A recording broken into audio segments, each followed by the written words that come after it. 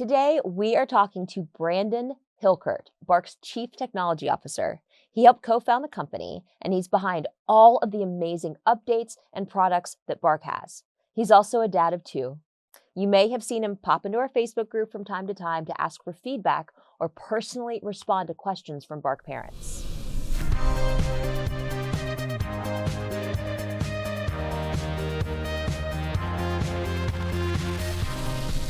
So Brandon, I'm in a different seat today, and you're in the seat I'm usually in. Okay. And this is fun for me. Good. I hope Good. you have fun too. Let's do it. Let's do it.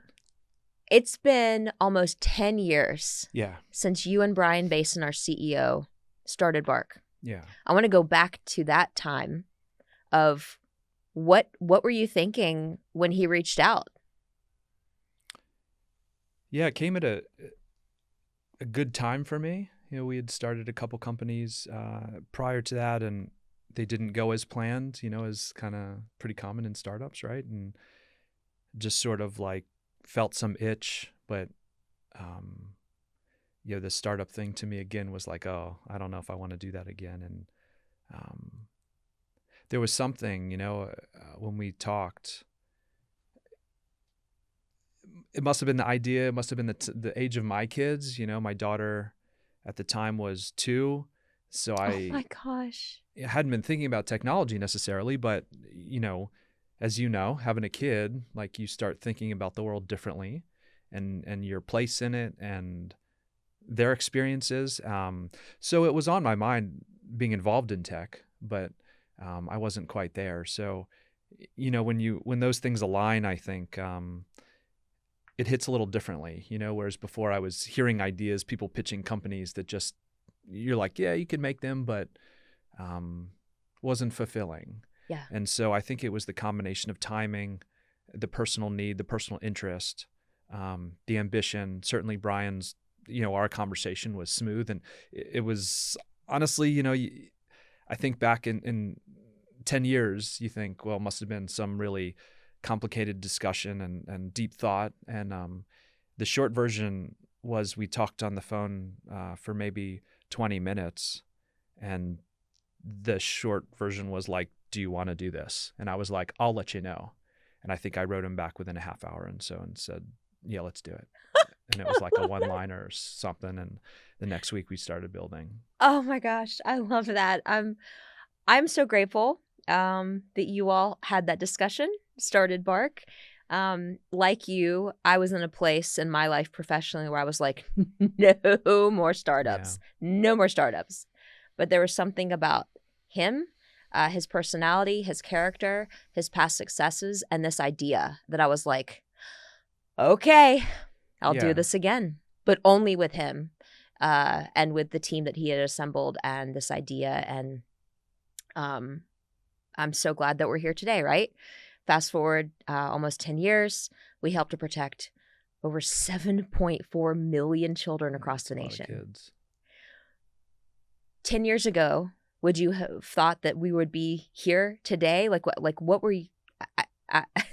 I'm speechless, and I'm not usually speechless, just like simmering that. Yeah. Of course you don't go into it thinking this, right? You have a lot of hope, hope that you'd last a year or two, right? Even in a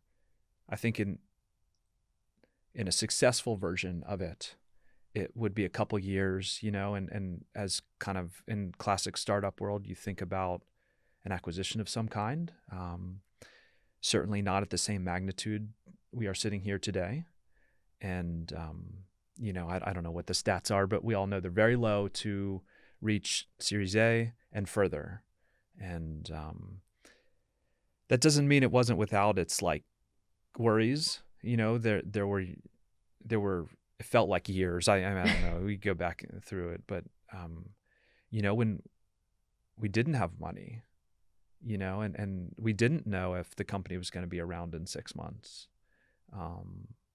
That's not because we did anything wrong, but that's the nature of a startup.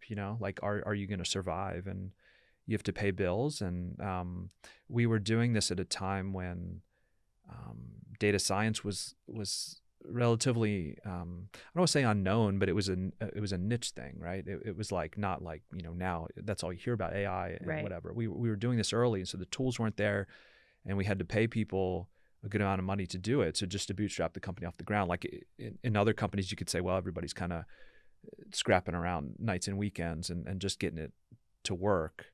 That wasn't the case, and so we did have to worry about how we were going to pay paychecks, and so it made it a little trickier, but like, obviously the company's only going to last if people want to pay you for your services. And fortunately they did. And here we are, How has your time at Bark influenced how you parent, if you can parse that apart, right? It's really easy, obviously, to go back in time and think, when you have kids, this is how I'm going to parent. But now Yeah. you have unique experience with what kids are facing today on a very large scale. Yeah, I'm no different, as a dad. My kids say the same things of all the articles we write about, all the complaints we hear from our customers. I have those same conversations at home, and it's like very full circle. I try not to take my like Bark hat off in the moment and think I'm just their dad right now, but it's hard not to want to say something like, just trust me. Right. I've seen some stuff on the internet. Please just trust me. They don't want to trust you in that moment. No, they want what they want. Yeah. And so like, you don't want to fear monger them, right? Because like, that would be unhealthy in some ways, but you do want them to know that there are things that go on, that like, this is not just about making their life difficult. Or restriction. It's about protection. Yeah, or punishment, right? Yeah. Like they just see the good in all of it. What they believe to be good, I should say, but like, obviously, as we know, there's negative that comes with it. So you can learn a lot, there's a lot of information on the internet. In fact, I'm sitting here purely because of the internet. I didn't go to school for computer stuff. Which is wild. I taught myself how to program on the internet. And so I'm the story of using it positively, but I've also seen a lot of negative. Right. So it's a hard kind of needle to thread, but so I guess going back to the original question, I think if I had not had the experience with Bark, I probably would have been more, I probably would have gave in more, more frequently. I probably would have allowed more screen time in some situations, or maybe just overall. I probably would have allowed more access to certain things that I might not have known so much about. I'm not on most social platforms, but I know that they follow all the same pattern. Right. And so, as we see parents being relatively clueless about what goes on platforms and, That's an understatement. networks. And I would have been in some of that camp, I would think. And so it's tricky, but it causes some frustration for them, but I think having the experience that I've had helps me stand my ground and believe that this truly is the best long-term decision for them. So how does the CTO of a tech company that helps to protect over 7 million children across the nation parent with tech? Do you allow any screen time at all? Do your kids use the Bark Watch and the Bark phone? Yeah. Yes and yes. Okay. The Bark phone, my daughter has a Bark phone. My son has a Bark phone too, although he doesn't keep it on him all the time. So my daughter is in 7th grade. And so she, starting in 6th grade, we gave her a phone to have all the time. And I had the good fortune of designing the Bark phone to be what I wanted her to have.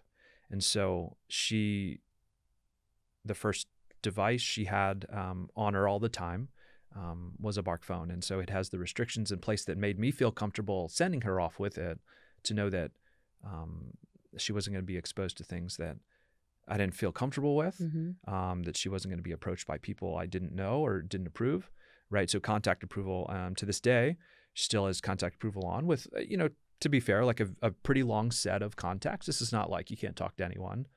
This is like, friends that you tell me and I believe like should be trusted from the start, until there's a reason not to, right? And so app approval is on. We keep the browser off. All the common restrictions we talk about on the Bark phone have been critical in making sure that there's sort of a nice on-ramp to technology and making sure it's safe for her. And, over time, I think that will get like more and more, she will have access to certain things. And we're approaching those. We talk about like singular apps here and there about why can't I have this? And okay, well, maybe you can, like, let's talk about this. And so there's an open discussion. I've seen our approach and what we suggest to parents be helpful into talking about it with her, not just saying, hey, these are the rules and you have to listen, but having a discussion about it. She's watched Childhood 2.0 and found that to be really impactful. In fact, she told me a couple of weeks ago that her friends saw the trailer and it tripped them out. And they were like, we don't want social media. Great. And I was like, wow, okay. Well, that makes this easy, Yeah. But so she's got a device and all the things that we talk about in sort of healthy screen time habits she has, including time limits for messaging. She's a social 12-year-old girl. And, it comes with socializing and text messages and other places. And so she's constantly texting with her girlfriends. And so we had to instill a limit there. And she runs up against that limit quite a bit and asks for additional time sometimes. And sometimes it's appropriate, and other times you've run out of your time and that's it for tonight. So we have bedtime routines that start at appropriate times at night. She's constantly telling me that her friends have it longer, right? So you're always running up against that type of thing. My son is 10. He's in 4th grade. He doesn't get screen time during the week. That was something that I pulled back on based on just the, addictive nature of it, and found him not doing the things that I would hope a 10-year-old boy would be doing outside, entertaining himself, being creative, being bored. So he's got a watch now. And so I had the good fortune of making a watch that I wanted for him too. So he got the watch and runs around with it now to school. And so same thing, approved contacts, much more limited set than my daughter, location tracking, right? And then certainly the monitoring comes in play, but he doesn't text with too many people other than, immediate family. So less of a worry there. But he's had Spotify. I'm a big music fan. I play music, and it was important for my kids to have music at a very young age. And so we connected Spotify, and there's songs with content that you think this might not be appropriate, and so that kind of helps keep an eye on that. But I'd rather them be exposed to the music and be aware of what they're listening to, than not have it at all. And so it's an interesting kind of dynamic. I don't know that they necessarily understand all the meaning behind lyrics that surface alerts, but some are more obvious than others. The stuff he's listening to less so. But so he'll I think same pattern. As we work up to middle school, he'll take a Bark phone with him when that time comes. But we got a bit of time to worry about that.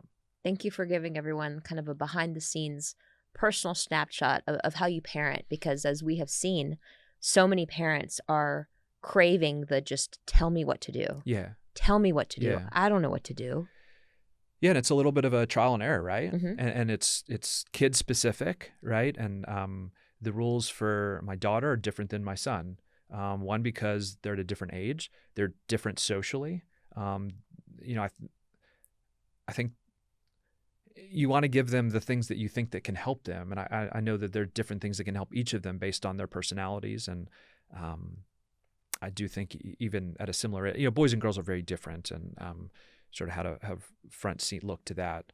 But I think even at when my son becomes my daughter's age now, he's going to be in middle school, and I think he'll want different things, right? Mm-hmm. Boys are much more into games and gaming with buddies and everything. So it's just a different dynamic. Yeah. So I think there'll be less socialization naturally over text message and platforms and whatever than there will be of of gaming. And gaming, I guess, has a social component. They like to play games with their friends, and he's already doing that. So we'll see, but I feel comfortable knowing that the tools that Bark has will fit no matter what rules I want to put in place, and they will grow with them, right? Like, you can have a little bit more time on fill in the blank app. You can have a little bit more screen time at night. It's pretty dynamic, and so as we go forward, we'll just you test those boundaries and see what works. Then you pull them back if they don't, but it's got all the tools in the toolbox for it. That's so awesome. You casually dropped something I really want to zoom in on, which is, I'm quoting I designed the phone for my daughter. Yeah. I designed the watch for my son. In 20 years, hopefully, there will be articles, books, research papers written about you and your team and our company, about our unique ability to provide safer tech for kids in a way that nobody else has done. Yeah. Do you ever sit and just kind of think about that for a minute? Are you always just moving forward, pushing yourself, pushing the team to create, and improve? No. Yeah, no. It's just, it's keep going. Keep going. Yeah. I'm so excited because I know about the things that we're working on at our company that I can't talk about publicly yet, but wow, we have so much more that we're going to be bringing to the world that will truly help protect and empower. Speaking of that impact, it's hard for me to pinpoint just one thing, whether it's the fact that across our app, our school's footprint, our Bark home, our Bark phone, our Bark watch, our partnerships, it's, the amount of suicides that we help to prevent daily, the predators that we escalate to law enforcement, the children who are struggling with disordered eating or other mental health issues or bullying, or, the list goes on and on and on of the things that we help to surface and prevent. Is there one or two just super impactful moments from the past 10 years that you're like, wow, that really rocked me?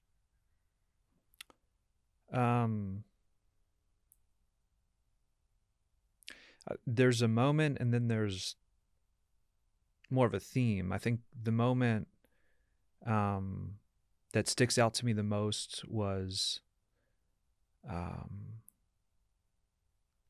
want to say it was 4-ish years into the company, 4 or 5 years into the company. We were doing, content analysis, pictures, media,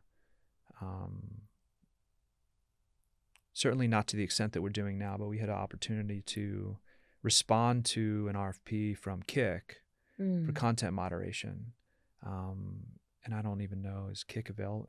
It is. Still? Yeah, it's on our top 10 dangerous apps. Yeah, so and it's, I guess, less sort of in the focus now, but it was more so 5 or so years ago as like a just terrible platform, right? Like it's the classic, like anonymous. You can be anybody you want. You can make a username. You can go in and talk to anybody you want, and like, is ripe for an environment where adults or others prey on kids, right?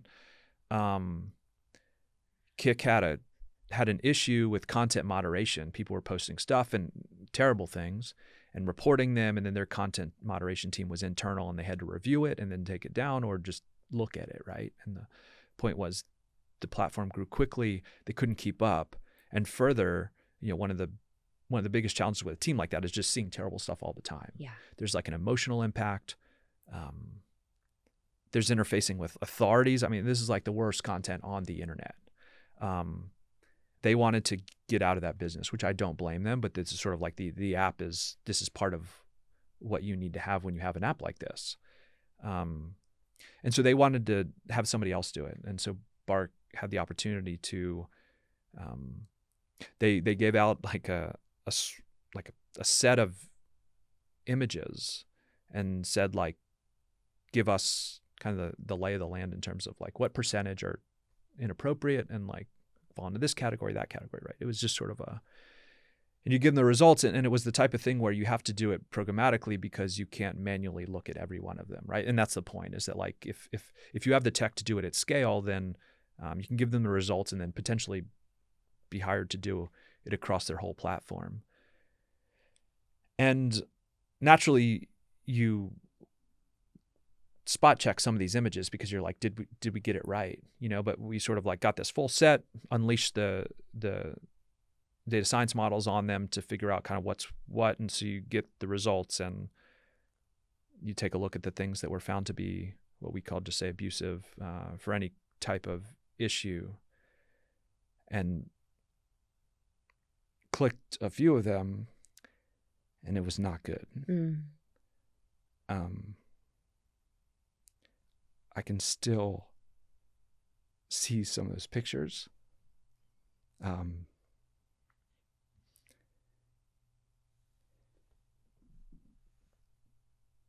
I think about that when I talk to my kids about what's on the internet.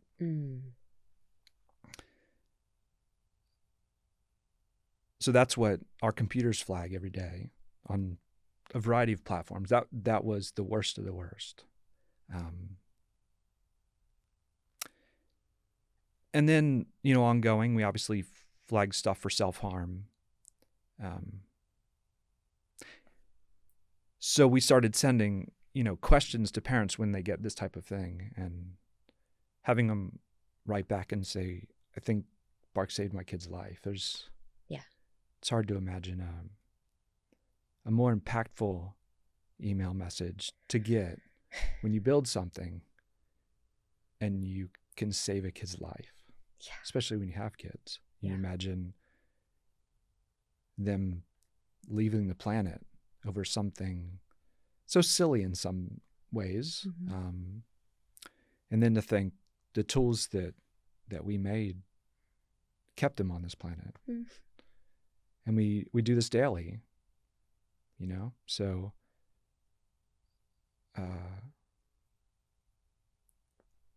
it's full circle, when you go back to think about, when I go back and think, using technology, you can make just about anything you want, like I can. And I made a lot of stupid stuff over the years for people that I didn't really care about, products that I didn't really care about, industries I didn't care about. It was to make money, which was good, but led to this and led to building something that you can leave a little imprint on the earth, and that's really rewarding. All right. Well, I didn't know that I'd be tearing up on this podcast with you, but I'm trying to hold it together. It's so impactful. I think I'll switch the tone for a minute just because we can go very deep and dark, right, with some of the stuff we encounter at Bark. But on the flip side, we also have a lot of fun. Yeah. We've got a whoopee cushion. We do. In the Bark phone. Yeah. As serious and polished and brilliant as you are, you can also laugh at farts. Yeah. And I just want to take a minute to applaud that. Yeah. Because it takes a certain level of self-confidence to be like, yeah, farts are funny. And if you don't think they're funny, there's something wrong with you. I mean, if you have a kid, like, you could just say fart and they'll laugh. Or me. You can say butt, they'll laugh. Particularly boys, but like, and then, in the phone, you can change like which fart sounds. Oh my gosh. There's three. There's three options. And, I got to give credit where credit is due. Matt Devoto, like, put some time into gathering fart sounds. And then further, I think the most brilliant part of the whole thing is the naming of them. My gosh. The names are just... So if you want to experience this, you have to buy a Bark phone. Yeah, you get the Bark phone, you turn on the whoopee cushion, and then on the phone itself, there's a fun mode. And that's where you'll find your various fart options. And shaking the device will give you a little surprise. And yeah. But we also make sure that children are not interrupting the school day with that. And so the parent has full control to turn it off. They have the ability to turn off. Yeah, totally. And we don't encourage like putting your kids in uncomfortable situations. However, I will say that naturally, in obviously being the person who makes some of these things and tests many of them, my daughter has had some experiences with the fart mode that she was surprised about. Oh my gosh, that's so awful. And being the person who can turn it on, if they shake the phone hard enough, questions like, why is your backpack making that noise will come about, which has happened. Oh, she's such a good sport. She is, yeah. And then most recently, the watch can do, I'm going to do my best to impersonate it. You want like the real Yeah, real deal? make it happen. Real deal. Let's see what we got here. Which, I mean, I wish my Apple Watch could do this, but it can't.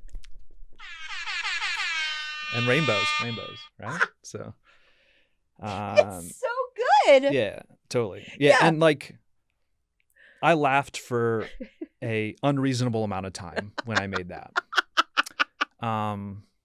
Same with the fart situation. It was good. It was just as good. Yeah. It is good. And that speaks to, I think, our culture as a company. Mm-hmm. We take what we do very seriously. Yeah.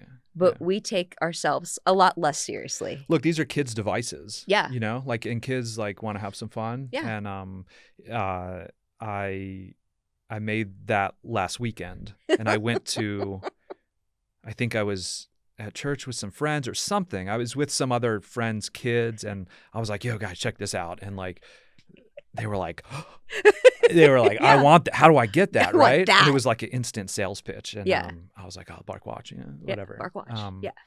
So anyway, I put it on my sons and had him walk around to make sure. The watch is a little trickier, because like when you walk, you are like your arms are moving. Yeah. And it's like a little bit of a shake. Mm-hmm. So you have to be like not shaky enough to trigger when you're walking, but like shaky enough when you like go to shake it that it triggers it. So it's a fine line between, when to trigger and when not to trigger. I feel like we've done well, balancing that.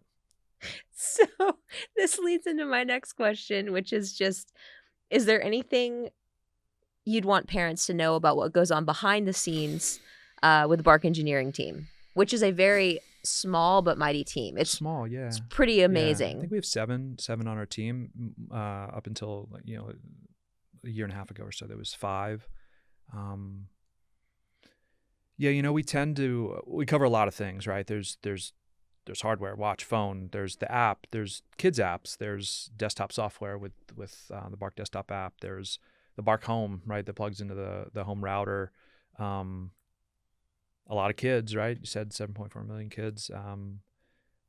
It's a lot of traffic. We've operated very much, which is different from, I think, a lot of teams that are just traditionally in the tech space, which is like the more engineers, the better.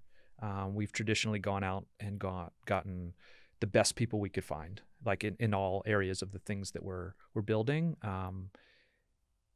in order to have that expertise, and it means that, you don't have a lot of teams. I remember when we were sort of early on in the company, we would look at the competition, if you will, and they had 40 and 50 people, and as sort of the leader of the group, it's hard for me to imagine even wrangling that many people at once. I mean, I know people do it. I'm not sort of the career manager, and so that's when you get people involved to just like deal with people. I didn't want to do that. I wanted to build things and build cool things, and I was attracted to people that wanted to do the same. And wanted to do the same at a high level. We have a high bar, and we also expect a lot. And so that's hard to find those types, and so we've been fortunate to have a wonderful team. And I think it just sort of shows that the people on the team have been here for years, like a large majority of the time the company's been in existence. I think everybody gets a lot of satisfaction from the work, and particularly if you have experiences outside of Bark, it's a pretty special place to work. If you're, new to the industry, you're pretty lucky to have this as an experience early on. And sadly, you will go other places and realize it's not as nice. And maybe come back. It's a common pattern we see, right? But fortunate for that. And the team does amazing work. And I'm really proud.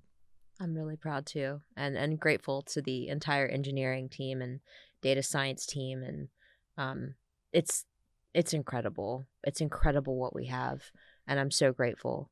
Um, you get a lot of feedback from Yeah. Yeah. parents, good and bad. Yeah. What would you say is one of the most frustrating things that you encounter that you wish parents knew about Bark? I mean, the most frustrating feedback I get is when parents say that, I'm always interested in why people leave Bark, Hmm. right? Because that's like, obviously, if nobody left, you'd have sort of this perfect story company. That's not true, right? Like, people grow out of Bark. They find that it doesn't fit their needs, which is a perfectly reasonable thing. But I believe we're the best option for doing what we do. Hmm. And so whether you need it or not, it's kind of a different story. When you need it, like, when people leave because they believe we don't do something that we do, that's frustrating. Now, Completely. I'll take full responsibility for it, that like, sometimes it's because we don't make it apparent, Mhm. right? Or like, it's not findable in the UI or something, right? Like, you go to the app and I wish it did this, and you just can't find it, right? Mhm. And then they cancel, they don't give it time. Now, look, as a parent, you're busy, right? You don't have time to like, well, let me see what it all does and really like sit down and understand it. It's like, hey, I'm going to get Bark because you're worried. You don't want to deal with looking at the phone and bothering the kid. So you go to find a tool that saves you time, right? Or does something that you can't do personally. And so this saving time is important, and it's on people's minds. I don't want to have to spot check my kid's phone all the time. I want to build some trust with them, let them do their thing, but know and feel like I'm in the know, and it allows you to build that trust with the kid. And so,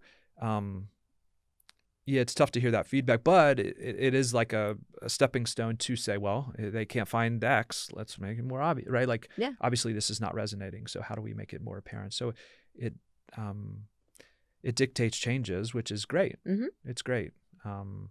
If they say they leave because the kid's 18, I'm like, yeah, Well, good job. yeah. I hope things go well.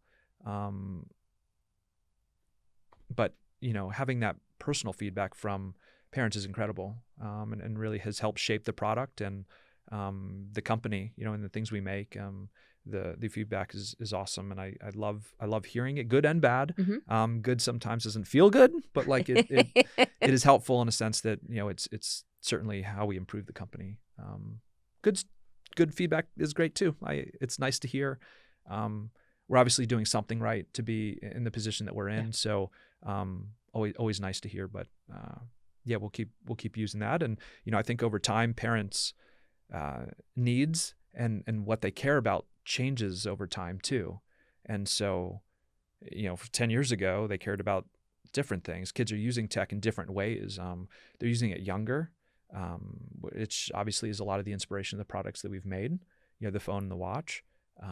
We weren't as focused on that age when we started. It was all about social media monitoring, which Yeah. like you would say, well, if they're 13, maybe they get it right. Obviously, kids sign up earlier, but it was wait until you have social. Now we don't have to wait that long, right? It's Right. like, how can we introduce a healthy device habits to a kid earlier on, and kind of meet the parents where they're at. What do I do now? I'm giving them this thing, iPad, whatever, Chrome, early on. I need some help, and we can help. You have a lot of important, critical tasks on your plate. Spending time on Facebook is probably very low on the list. But I will give you so much credit and, again, gratitude, because you will pop into Parenting in a Tech World Facebook group and answer people's questions and be candid and dialogue and really try to understand what they need and what they might be frustrated with. So actually, team, I think we should post this also in all the places that we post this podcast and video as an organic direct video upload to the Facebook group, because I would love to invite our members to ask questions, because Yeah. guess what? Brandon's in the group. Yeah. And he'll answer them. Yeah, totally. You're like one of the greatest people I know at like crossing tasks off a list, Yeah. opposite of me. But on that note, what's some advice or just general, like, you've seen what is happening with parents and kids for the past 10 years. You, I'd say, are really good at like addressing solvable problems. What's just some advice you'd give parents in general? Like, hey, you got a kid. We're in this world. Like, what do you do? Well, I think you share quite a bit about delaying Yeah. devices, social networks, whatever. I've done the same personally with my kids. I think that's critical. Unfortunately, I think a lot of people come to us after that ship has sailed, right? Right. The device is in hand, and then it's like, now what? Obviously, we know the downfalls and the negative sides to giving them an iPhone Mm-hmm. and letting them install whatever they want. Mm-hmm. If you're before that point, I would say hold off on that one. So much so that like I bribed my kids to not be on social media. I told them I'd give them a lot of money, and that money amount increases over time significantly. Okay. And so they're pretty latched on to this idea that they're going to get a bunch of money. Now I will say there are times when they're like, I want X, and I'm like, what about the, and like, oh yeah. And then like, depending on how eager they are, it might start creeping up. But it's fine. I think it's worth it. So defer all those things. Don't fall prey to the peer pressure, the missing out. I hear that constantly from my daughter. I'm missing out on this, whatever, social plans. I mean, you name it, right? They're going to bring all the ammo. And in fact, I got a text message from my daughter the other day about why she should have YouTube. And it was a long text message. First of all, she never sends messages this long. And it was using words that I felt like she wouldn't have normally put in a paragraph. And I thought, this seems suspect, right? So I asked her, like, hey, who helped you write this?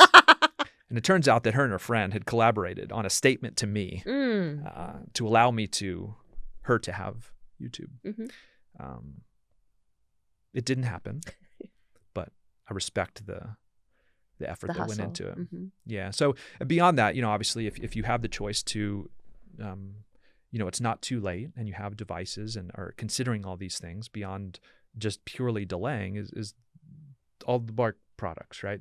We make the things we make because parents are going to be in the situations that they're in, and we want to not require that they know all the things. And so most don't. Most aren't as active as kids on social media, and so we can help protect them. And even though we don't cover everything under the sun, some large amount of communication happens over private channels, right? Text messaging, Instagram DMs, right? And so the what can I cover, should coincide, I think, with what you can protect. And so if you have a Bark phone, you have an Android device where we can put the Bark app on it, obviously you could consider opening the possibility up that like your kids could have that if they can use it appropriately and safely. And obviously it also comes whether that platform has controls of their own that can restrict certain content. Most don't, right? Or most don't work properly. But they don't need all those things. So if you can cover text message, that usually gets them pretty far along. You can control which numbers they can contact, gets them pretty far along. They don't feel like they would miss out entirely. So I would say don't fall prey to that missing out bit. They don't need Snapchat. They don't need TikTok. They're going to be fine. It's not going to be the end of the world, even though some nights might end in tears, which they have for me. But they're going to be okay. I love that. We work with a lot of platforms, or there are some platforms that are just you-know-whats and don't want to work with us. I won't throw those out there today, but who has been one of the greatest external partners to work with? Who's been like, yeah, love what you're doing at Bark. Here's access to our API. Like, we want to help keep kids safer online too. If there is one, maybe there's not one. I don't think there's one. That's really sad and disappointing. Yeah, I mean, some will play along. It's hard to know what their motivation is to play along. I think a lot of them, the ones that do, will try to use it as good PR. Most don't want to play along though, and they'll cover that up under the sort of umbrella of privacy or protection of data. Right. Like we can't trust you, even though we've been under strict compliance auditing for I don't even know how many years. Yeah. There's really no excuses anymore if you really wanted to do it. And so it's pretty clear that they don't really want to do it. And it's like they get to choose. That's okay. It's unfortunate that it's not more obvious to parents, right? When making the decision about which device to get or which platform to let your kid on. There's not I would say like a great way for them to know, for non-technical parents especially, to know like, one, is this safe? Two, what is their feeling about this, right? If they feel like, hey, we're going to put some tools in place and allow partners to go at this, partners that we trust, like we would be perfectly willing to go through strict auditing from partners to be blessed to have access to data and do it under like a set of guidelines that they approve. Yeah. We'd absolutely do that. We've done it before. We do much harder things, so that's not the thing that's holding anything back. It's their leadership and just allowing that to happen. And I think the easiest thing for them to do is give excuses like, look at like Cambridge Analytica and Facebook and that whole debacle with like giving away data and saying like, well, data is our gold, right? And so like we need to protect it at all costs. But like there's other costs. And that's human lives. Yeah.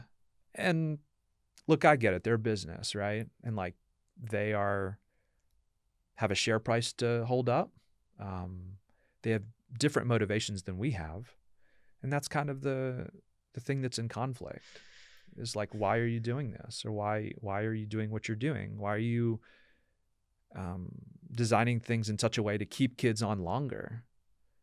To capture their attention, to serve them content that they know is addictive and unhealthy. Well, they benefit if they're there longer, right? Like it's not a mystery. What has the response from kids been? They're fired up about the watch, right? Like I think some of this has to do with the timing, the age, right? They see other family members, kids with tech, and they're like, I want that. It doesn't matter what it is, they want it, right? And if it does cool things, then right on. And the Bark Watch was intentionally, some things were limited, right? You see a lot of watches with tons of games, right? And they're just like on it all the time. And the introduction of a watch is often about safety, rule setting, limits. Connectivity. Yes. And not like, let me just sit my face in a watch all day long, right? Which is like what you do when you give them a handheld game. It's like giving them Game Boy, right? I had a Game Boy as a kid, and like, you're that's it, right? Yeah. And so it's like taking one foot like in the doorway, right? Of like, I have this thing, it's so cool, which is why the noise and the shake and like those types of things are important, because like if you don't have little moments of joy in this, the glamour of the whole thing goes away quickly, right? When they're like, well, I can only let my parents track me. I can only call them. Like, I don't want to talk on the phone, right? Like kids don't really want to be on the phone. They can text. So that's pretty cool. And you might add, they don't probably want to text you all. They will text you all kinds of wild stuff, but like maybe they text a friend or two, and that's a cool way to keep in touch. And so it's like training wheels a little bit, right? And as much as you want it to be, you can put 100 contacts on it. You can put 2, right? You can limit those 100 contacts at bedtime. They're gone. It wipes them away. Like it never happened. Messages go away. You can't send that message at bedtime. That's great. So distraction free, we talk about that. And then parents being able to impose their own limits. And then certainly the connectivity to the kid, right? Like, we obviously grew up without devices, and it's like, we're still here. Do they need it? I don't know, right? Like, do you feel better as a parent having it when they're walking home from school? Sure. Right? Do you feel better that they can contact you in an event that there's an emergency of some kind? Of course. Yeah. Right? So it's kind of how you want it, but the kids seem to be pretty excited, particularly as just getting getting a new device and having it on their wrist, which is why like things like colorful bands, right, are interesting. Like just give them something like that, and it's like, I got a blue band, whatever. Like they're fired up about it. Yeah. And I, as a child, would have loved the ability to take photos and videos Oh yeah, from my watch. yeah, Like yeah, that's so cool. yeah, super cool. And cool that parents can turn it off when it's probably not a good idea to That's have right. like at a sleepover, etc. Yep. So awesome. All right, we're going to get into fun round now. Okay. You can feel free to not answer any of these questions if Let's you do want. it. Okay. Let's do it. What's your go-to meal for dinner that's always a hit with your kids? Make or like buy, or You pick. So my kids are really creative eaters.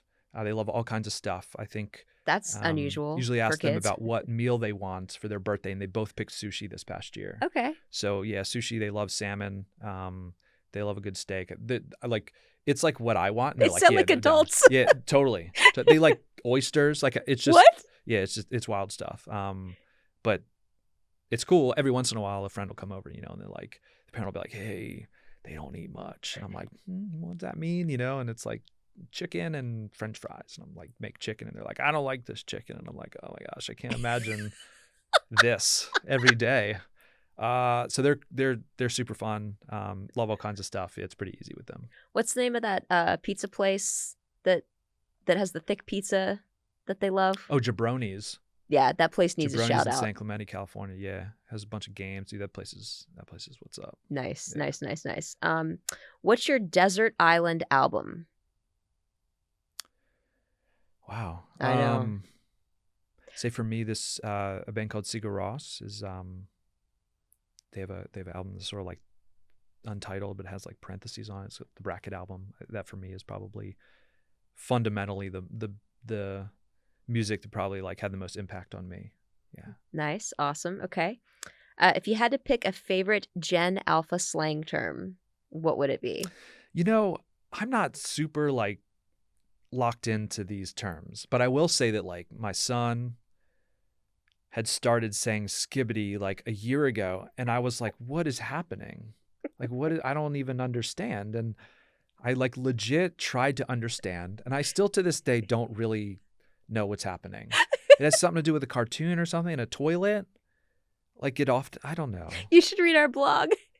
I should, right? I'm busy making things. I know. Don't read our blog. Please Yeah. keep just making things. The world needs it. My favorite, not that anybody asked, is bro. I love that bro is back. Bro. Oh, yes. Bro. It's great. It's great. It's great. It really is good, and I'm here for it. I think that's it. I mean, I don't want to take any more of your time, because the more time you spend here, the less time you spend keeping Making some kids stuff. safe online. But thank you. I'm just grateful, I'm grateful for our team, grateful for our customers. I'm grateful for the opportunity to do this every day. I wake up and I don't feel like I'm going to work, which is cool. They have a great time, and it's especially fun being able to do it with my kids at the age that they're currently at. Being able to make those products for them and just sort of experiencing all those things that we talk about, and then you hear in real life through your own personal experience. It's a different experience to hear it personally or see them say it, and you be in that moment as dad and not CTO. Mm-hmm. It's a different like forcing function, but it's really cool to be able to make things because you want them.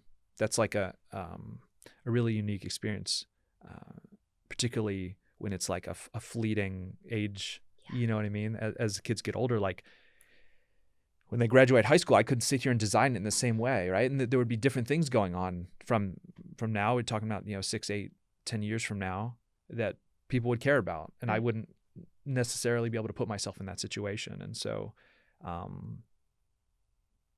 I've made things for people in the past that I haven't been a user of, and that's, you always sit there and you think, oh, what would someone who does sales want? And I don't know. I've never sold anything, and so it's like, it's hard to put yourself in that position, but it's really easy to make something and design a great experience when it's the thing that you want, and I just hope that others will want it too. And it has turned out to be true in a large part. Now, they may go about it in different ways, and so you got to sort of make micro adjustments. But the overall theme of it is like, yes, as a dad of a 10-year-old and a 12-year-old, I want these things. And so let's make those things. And fortunately, other people want them. So yeah, it's wonderful. It's been a wonderful experience. Well, perhaps it's the right place, the right time, Yeah, and a meant to be kind of thing. maybe.